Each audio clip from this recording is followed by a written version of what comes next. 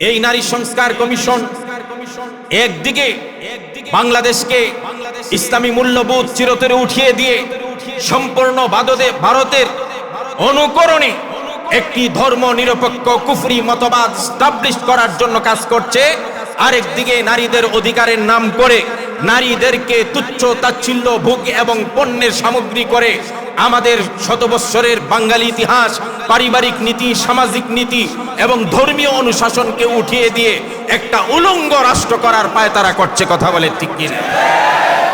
এটা শুধু আমাদের মুখের বুলি নয় আর মুখের জোরে কথা নয়।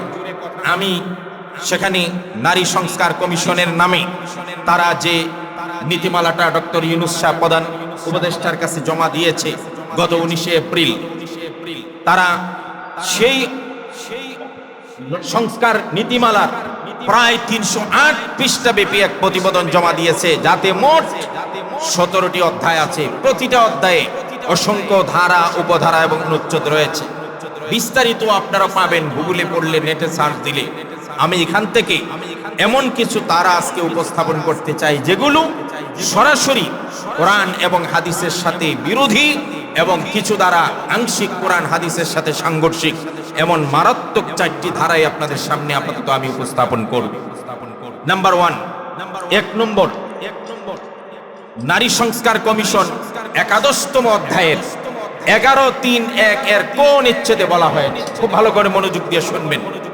নারীদের সম্পত্তির সমান উত্তরাধিকার নিশ্চিত করতে মুসলিম ও হিন্দু উত্তরাধিকার আইন সংশোধন করা জরুরি।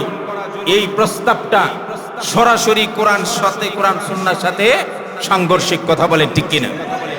তারা এক চোখে দেখলো আল্লাহ রাব্বুল আলামিন মুসলিম আইনে নারীদেরকে, মেয়েদেরকে অর্ধেক আর পুরুষদের, ছেলেদেরকে ডাবল দিচ্ছে। এখানে নারীরা ক্ষতিগ্রস্ত হচ্ছে। কিন্তু এই আইনটা করা কার? লিজ্জাকারি মিসলু হাজ্জিল উনসায়াইন, মেয়েরা ছেলেদের অর্ধেক পাবে। আইনটা কার? আল্লাহ কি নারীদের পক্ষে বা পুরুষদের পক্ষে এমন কিছু? আল্লাহ আহকামুল হাকিমিন, আল্লাহ কৌশলী, আল্লাহ বিজ্ঞ, আল্লাহ সব কিছু জানেন। আল্লাহ রাব্বুল আলামিন দেখছেন। আমরা সেখান থেকে আল্লাহর আইনের কৌশল বের করছি।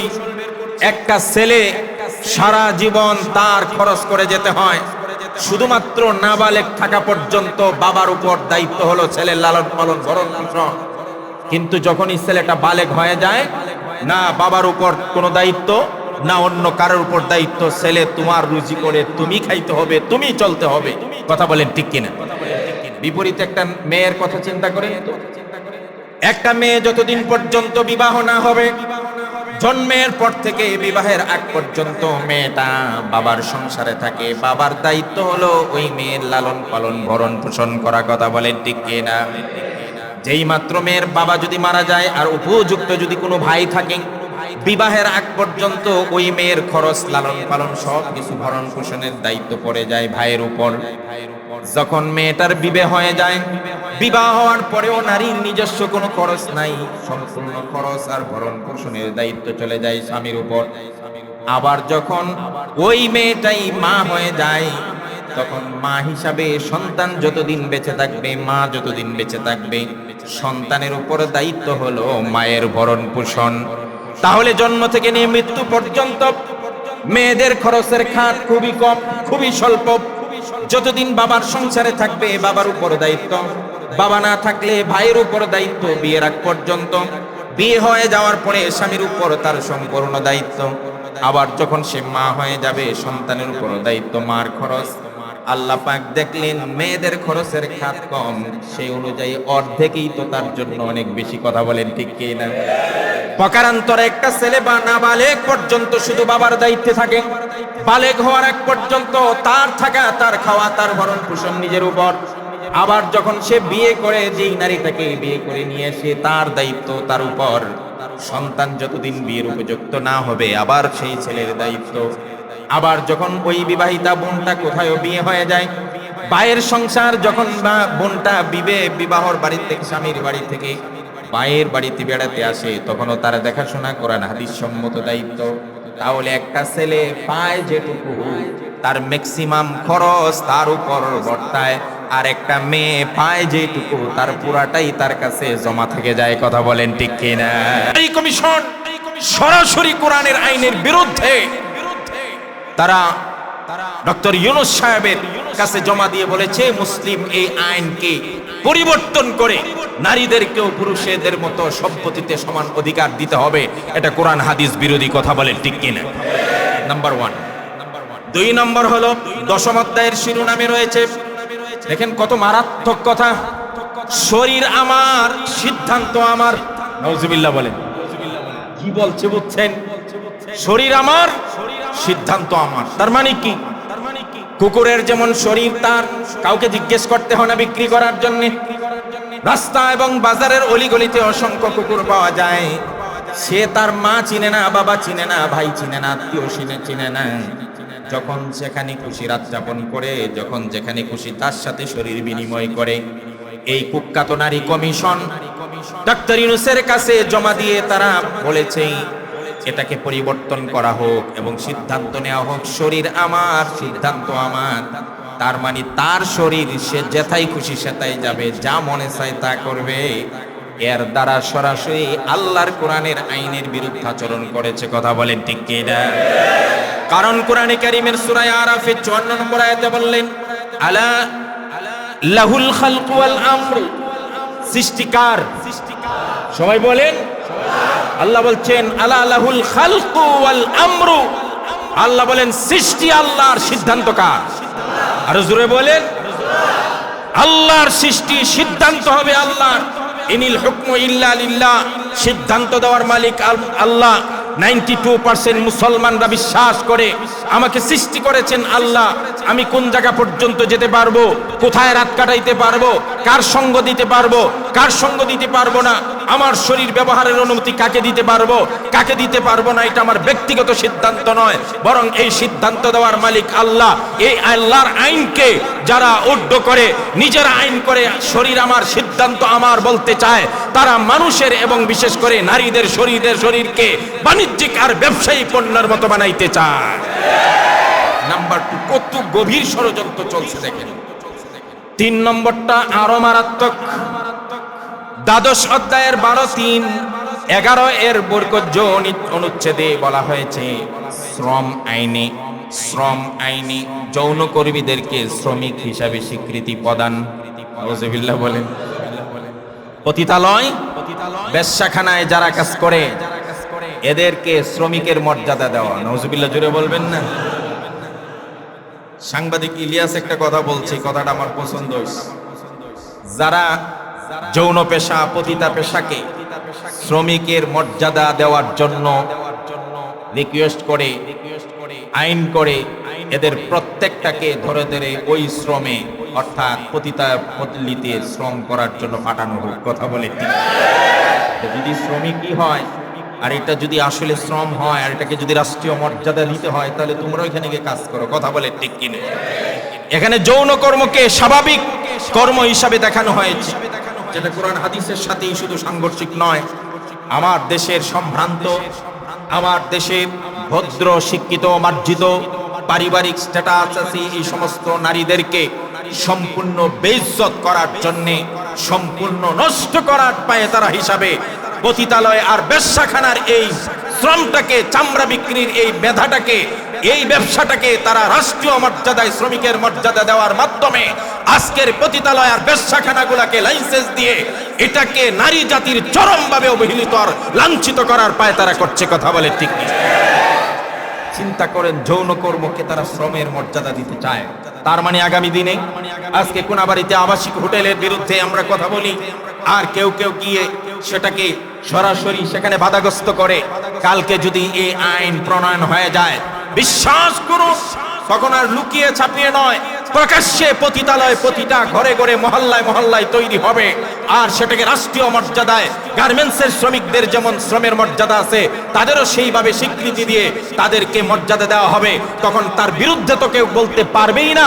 উপর্যুপরি গার্মেন্টসের শ্রমিকরা যেমন বিভিন্ন দাবিতে রাস্তায় আন্দোলন করে, পতিতালয়ের মেয়েরাও রাস্তায় আন্দোলন করে। তারা প্রকাশ্যে একটার পর একটা দাবি নিয়ে রাস্তায় নামবে। কথা বলে ঠিক কিনা?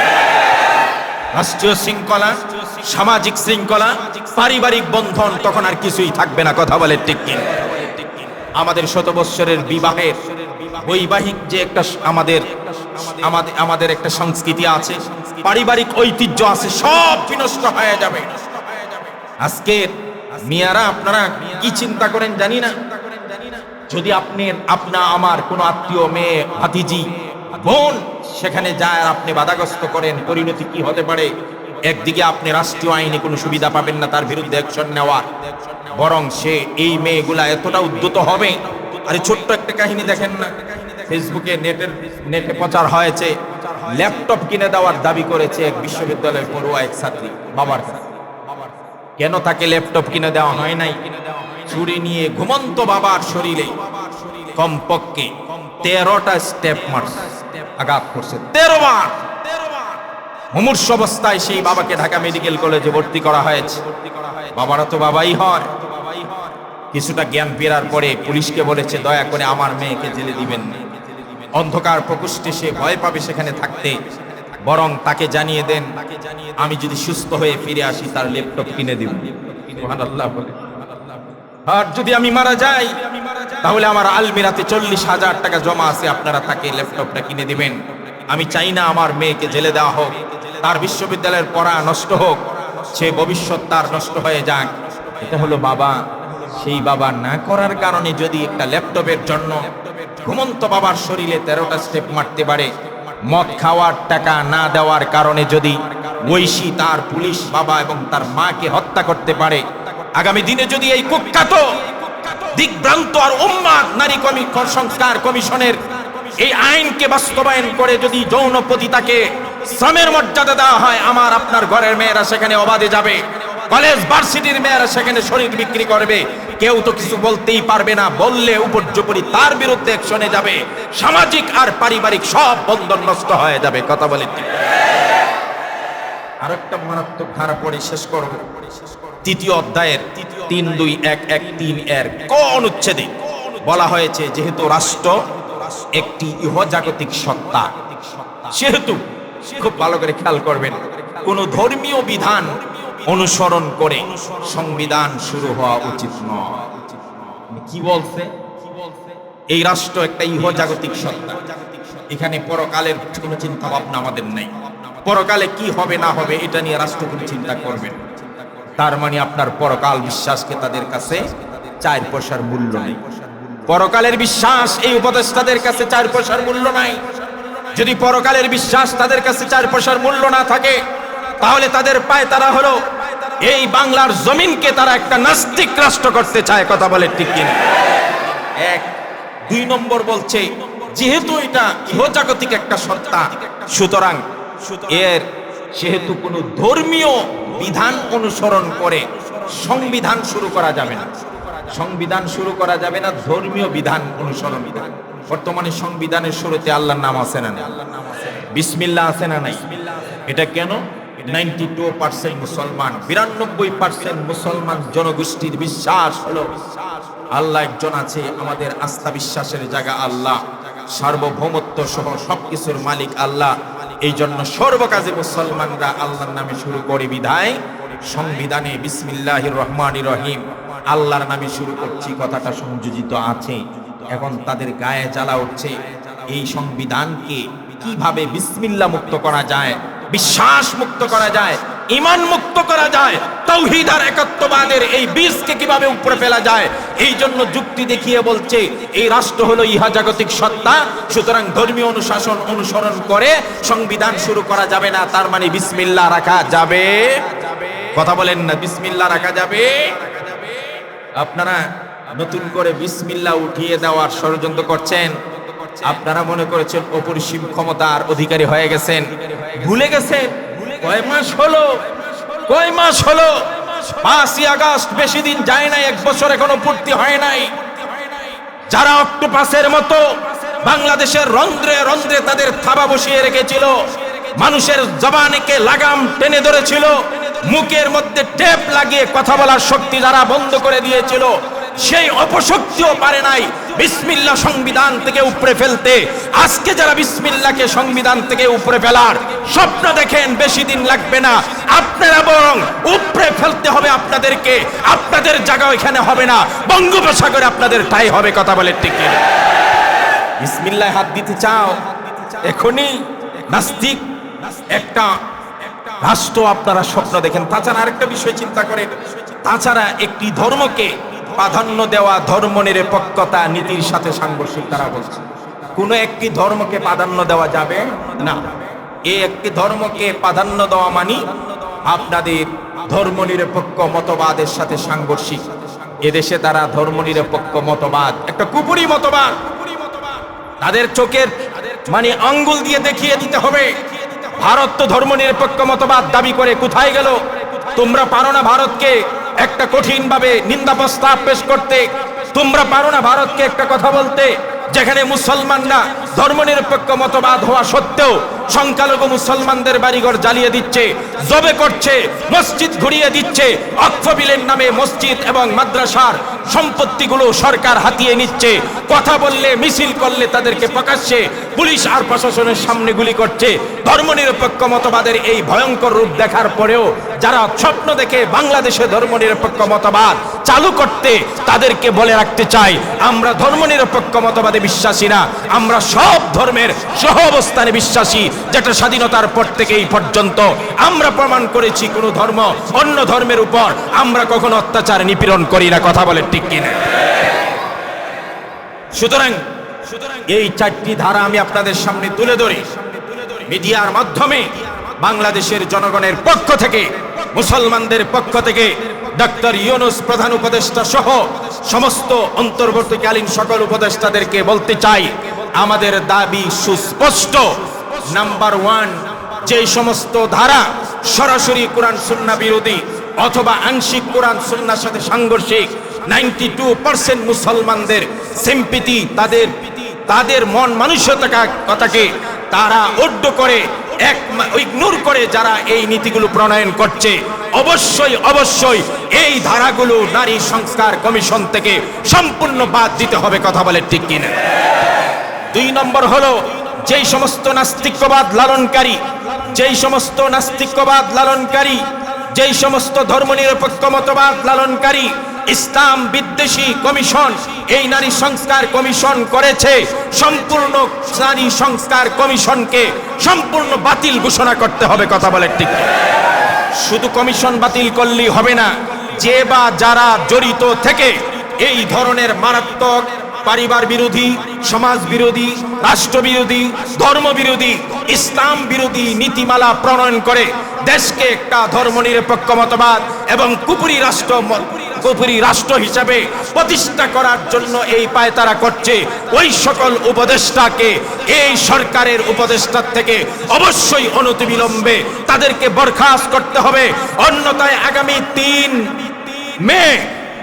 মে সোহরাওয়ার্দী উদ্যানের 2013 সালের শাপলা চত্বরের সেই হেফাজতে ইসলামের ডাকে যেইভাবে মহাসম্মেলন ঢাকা শহরকে অচল করে দেওয়া হয়েছিল, আবারও হেফাজতের ডাক আসছে।